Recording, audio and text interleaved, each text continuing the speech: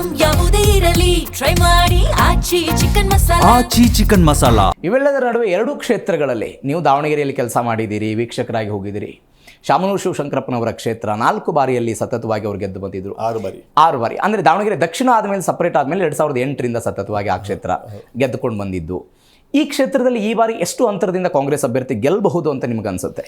Because ಒಂದು ಕಡೆ ಲಿಂಗಾಯತ ಅಭ್ಯರ್ಥಿ ಕಾಂಗ್ರೆಸ್ನಿಂದ ಇದ್ದದ್ದು, ಮತ್ತೊಂದು ಕಡೆ ಬಿಜೆಪಿಯಿಂದ ಎಸ್.ಟಿ ಸಮುದಾಯದ ಅಭ್ಯರ್ಥಿಯನ್ನು ಅಂದರೆ ಒಂದು ಜನರಲ್ ಕಾನ್ಸ್ಟಿಟ್ಯೂನ್ಸಿಯಲ್ಲಿ ಬಿಜೆಪಿಯವರು ಕೂಡ ತಂತ್ರವನ್ನು ರೂಪಿಸಿ ಎಸ್.ಟಿ ಸಮುದಾಯದ ಅಭ್ಯರ್ಥಿಯನ್ನು ಅಲ್ಲಿ ಕಣಕ್ಕಿಳಿಸಿದ್ದು. ಈ ಬಾರಿ ವೋಟ್ ಮಾರ್ಜಿನಲ್ಲಿ ಏನಾದರೂ ಚೇಂಜಸ್ ಆಗುತ್ತಾ? ಯಾವ ಮಾರ್ಜಿನಲ್ಲಿ ಗೆಲ್ಬೋದು ನೀವು? ಈಗಾಗಲೇ ಅವ್ರಿಗೆ ಹೇಳಿದ್ದೀವಿ, ಇವತ್ತು ಬೂತ್ ವೈಸ್ ಸೆಗ್ರಿಗೇಟ್ ಮಾಡ್ತಾ ಇದ್ದಾರೆ. ಇವತ್ತು ಬೂತ್ ವೈಸ್ ಮಾಡಿದ್ಮೇಲೆ ನಾಳೆ ನಮಗೆ ಎಕ್ಸಾಕ್ಟ್ಲಿ ಗೊತ್ತಾಗುತ್ತೆ ಯಾವ್ಯಾವ ಬೂತಲ್ಲಿ ಹೇಗಾಗಿದೆ ಅಂತ. ನಂತರ ಅದನ್ನು ಹೇಳ್ಬೋದು. ಒಟ್ಟಲ್ಲಿ ಗೆಲ್ತೀವಿ ಅಂತ ಹೇಳ್ತೀನಿ. ಆದರೆ ಎಷ್ಟು ನಮ್ಮ ಲೀಡ್ ಬರುತ್ತೆ ಅಂತ ಹೇಳಿದ್ರೆ ಸದ್ಯಕ್ಕೆ ನನ್ನ ಹತ್ರ ಆ ಮಾಹಿತಿ ತಿಳ್ಕೊಂಡು ನಾನು ಹೇಳ್ತೀನಿ. ಯಾಕಂದರೆ ನಿಮ್ಮ ಚಾನಲ್ ಹೇಳಬೇಕಂತ ಹೇಳಿದ್ರೆ ಸ್ವಲ್ಪ ನನ್ನನ್ನು ಅನಾಲಿಸಿಸ್ ಮಾಡ್ಕೋಬೇಕಲ್ಲ. ಇವತ್ತು ಎಲ್ಲ ಕೂತಿದ್ದಾರೆ, ಬೂತ್ ವೈಸ್ ಇವತ್ತು ಚರ್ಚೆ ಮಾಡ್ತಾ ಇದ್ದಾರೆ, ಬೂತಿನ ಫೀಡ್ಬ್ಯಾಕ್ ತೊಗೊಳ್ತಾ ಇದ್ದಾರೆ. ಲಾಸ್ಟ್ ಇಯರ್ಗೂ ಪೋಲಿಂಗ್ ಎಷ್ಟಾಗಿದೆ, ಎಲ್ಲೆಲ್ಲಾಗಿದೆ, ಅದು ಬಂದ ಮೇಲೆ ಬಹುಶಃ ನಿಮ್ಮ ಹತ್ರ ಹೇಳ್ಬೋದು ನಾನು. ಆದರೆ ಒಟ್ಟಲ್ಲಿ ಹೇಳೋದಷ್ಟೇ, ಇದು ಜನ ಕಾಂಗ್ರೆಸ್ಗೆ ಮನ್ನಣೆ ಕೊಟ್ಟಿದ್ದಾರೆ. ಸಿದ್ದರಾಮಯ್ಯ ನಾಯಕತ್ವಕ್ಕೆ, ಡಿ.ಕೆ. ಶಿವಕುಮಾರ್ ನಾಯಕತ್ವಕ್ಕೆ ಮನ್ನಣೆ ಕೊಟ್ಟು 2 ಕ್ಷೇತ್ರಗಳಲ್ಲಿ ಗೆಲ್ಲಿಸಿದ್ದಾರೆ ಅಂತ ವಿಶ್ವಾಸವನ್ನು ವ್ಯಕ್ತಪಡಿಸ್ತಾರೆ. ನೀವು ದಾವಣಗೆರೆ ದಕ್ಷಿಣದಂತೆ ಬಾಗಲಕೋಟೆಯಲ್ಲೂ ಅಸಮಾಧಾನ ಆಗಿತ್ತು ಸರ್. ಪಕ್ಷದ ಆಂತರಿಕ ವರದಿ ಏನು ಹೇಳುತ್ತೆ? ಉಮೇಶ್ ಮೇಟಿ ಅವರಿಗೆ ಟಿಕೆಟ್ ಕೊಟ್ಟಿದ್ದು, ಪ್ರಬಲವಾದಂಥ ವೀರಣ್ಣ ಚರಂತಿಮಠ ಎದುರುಗಡೆ ಬಿಜೆಪಿಯಿಂದ ಕ್ಯಾಂಡಿಡೇಟ್ ಇಲ್ಲ. ಅಲ್ಲಿ ಏನಾಗಿತ್ತು, ಅವ್ರ ಫ್ಯಾಮಿಲಿ ಮೆಂಬರ್ಸು ಟಿಕೆಟ್ ಕೇಳ್ತಾ ಇದ್ರು. ಅವರೊಬ್ಬ ಮಗಳು ಕೂಡ ಟಿಕೆಟ್ ಕೇಳ್ತಾ, ಇನ್ನೊಬ್ಬ ಬ್ರದರ್ ಕೂಡ, ದೊಡ್ಡವರು ಕೂಡ ಕೇಳ್ತಾ ಇದ್ರು. ಅವ್ರನ್ನೆಲ್ಲ ಕರೆಸಿ ಒಟ್ಟಾಗಿ ಸೇರಿಬಿಟ್ಟು ಸನ್ಮಾನ್ಯ ಮುಖ್ಯಮಂತ್ರಿಗಳು ಅವ್ರನ್ನ ಕರೆಸಿ ಮಾತಾಡಿ ಚರ್ಚೆ ಮಾಡಿ ಅಂತಿಮವಾಗಿ ತೀರ್ಮಾನ ಮಾಡಿದ್ರು. ಸ್ವಲ್ಪ ಆ ಟಿಕೆಟ್ ಮುಂಚೆ ಅಸಮಾಧಾನ ಇತ್ತು, ಅದಾದಮೇಲೆ ಏನಿಲ್ಲ, ಅದು ಒಟ್ಟಿಗೆ ಕೆಲಸ ಮಾಡಿದ್ದಾರೆ. ಅಲ್ಲಿ ಇಡೀ ಹೆಚ್ಚಾಗಿ ದಾವಣಗೆರೆಗಿಂತ ಜಾಸ್ತಿ ಹೆಚ್ಚಾಗಿ ಬಿಜೆಪಿ ಮುಖಂಡರು ಅಲ್ಲಿ ಒತ್ತನ್ನು ಕೊಟ್ಟಿದ್ದಾರೆ. ಚರಂತಿ ಮಠ ಅಂತ ಅದೇ ಗೊತ್ತಿಲ್ಲ, ಅದು ಅವರೇ ಹೇಳಬೇಕು ಯಾಕೆ ಜಾಸ್ತಿ ಅಲ್ಲಿ ಕೊಟ್ಟಿದ್ದಾರೆ ಅಂತ.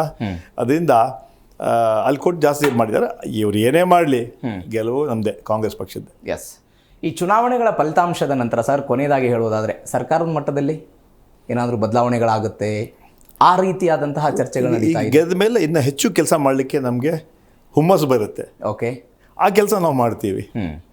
ನಮ್ಮ ಸರ್ಕಾರ ಇದೆ, ನಮ್ಮ ಕಾರ್ಯಕ್ರಮ ಇದೆ, ನಮ್ಮ ಜನರಿಗೆ ಮುಟ್ಟಿದೆ. ಗ್ಯಾರಂಟಿಗಳ ಬಗ್ಗೆ ಇನ್ನೂ ಹೆಚ್ಚು ರೀತಿಯಲ್ಲಿ ಆಗಲಿಲ್ಲ ತಲುಪುತ್ತೆ, ಇನ್ನೂ ಹೆಚ್ಚಿನ ರೀತಿಯಲ್ಲಿ ನಾವು ನಮ್ಮ ಏನು ಜವಾಬ್ದಾರಿ ಹೇಳಿ ಅದನ್ನು ಮಾಡ್ತೀವಿ. ಜನ 2023ರಲ್ಲಿ ನಮಗೆ ಆಶೀರ್ವಾದ ಮಾಡಿ ಸುಮಾರು 136 ಸೀಟ್ ಕೊಟ್ಟು, ಆಮೇಲೆ ಮತ್ತೆ ಬೈ ಎಲೆಕ್ಷನ್ ಕೂಡ 139 ಸೀಟ್ ಗೆದ್ದಿದ್ದೀವಿ ಅಂತ ಬೀಗಲ್ಲ. ನಮ್ರತೆಯಿಂದ ಪ್ರಾಮಾಣಿಕವಾಗಿ ಜನರ ಸೇವೆ ಮಾಡ್ತೀವಿ. ಅದ್ರ ಮೂಲಕ ಜನರ ಕಷ್ಟಗಳಿಗೆ ಸ್ಪಂದಿಸ್ತೀವಿ. ಯಾವುದೇ ಒಂದು ನಮಗೆ 140 ಸೀಟ್ ಇದೆ ಅಂತ ಆ ಗರ್ವದಿಂದ ನಾವು ನಡ್ಕೊಳ್ಳಲ್ಲ. ಪ್ರಾಮಾಣಿಕವಾಗಿ ಜನರ ಸೇವೆ ಮಾಡ್ತೀವಿ. ಯಾಕಂದರೆ ಕಾಂಗ್ರೆಸ್ ಪಕ್ಷ ಕೇವಲ ಅಧಿಕಾರಕ್ಕೆ ಬಂದ ಹುಟ್ಟು ಪಕ್ಷ ಅಲ್ಲ. ಅದು ಗೆದ್ದಿದ್ದೀವಿ, ಸೋತಿದ್ದೀವಿ, ನಿರಂತರ ಹೋರಾಟ, ಸಾಮಾಜಿಕ ಕಳಕಳಿ, ಸಮಾಜದ ಎಲ್ಲ ವರ್ಗದ ಹಿತವನ್ನು ಕಾಪಾಡೋದೇ ಕಾಂಗ್ರೆಸ್ ನೀತಿ ಸಿದ್ಧಾಂತ. ಆ ಸಿದ್ಧಾಂತವನ್ನು ಯಾವತ್ತೂ ನಾವು ಬಿಡಲ್ಲ. ಜನಪರ ಹೋರಾಟ ಮಾಡ್ತೀವಿ, ಅಧಿಕಾರ ಇರಲಿ ಅಧಿಕಾರ ಇಲ್ಲದೇ ಇರಲಿ. ಇವತ್ತು ಜನ ನಮ್ಗೆ ಆಶೀರ್ವಾದ ಮಾಡಿದ್ದಾರೆ, ಇವತ್ತು ಕೆಲಸ ಮಾಡ್ಕೊಂಡು ಬಂದಿದ್ದೀವಿ. ನಾನು ಇವತ್ತು ಹೇಳೋಗ್ತೀನಿ, 2028ರಲ್ಲಿ ಮತ್ತೆ ರಾಜ್ಯದಲ್ಲಿ, ಕರ್ನಾಟಕದಲ್ಲಿ ಮತ್ತೆ ಕಾಂಗ್ರೆಸ್ ಪಕ್ಷ ಅಧಿಕಾರಕ್ಕೆ ಬರುತ್ತೆ ಅಂತ ಮಾತನ್ನು ಹೇಳ್ತಾ, 2029ರಲ್ಲಿ ನಮ್ಮ UPA ಲೋಕಸಭಾ ಚುನಾವಣೆಯಲ್ಲಿ UPA ಅಧಿಕಾರಕ್ಕೆ ಬಂದು, ನಮ್ಮ ಇಂಡಿ ಕೂಟ ಅಧಿಕಾರಕ್ಕೆ ಬಂದು ಸನ್ಮಾನ್ಯ ರಾಹುಲ್ ಗಾಂಧಿಯವರು ದೇಶದ ಪ್ರಧಾನಮಂತ್ರಿ ಆಗ್ತಾರೆ ಅಂತ ವಿಶ್ವಾಸವನ್ನು ವ್ಯಕ್ತಪಡಿಸ್ತೀವಿ.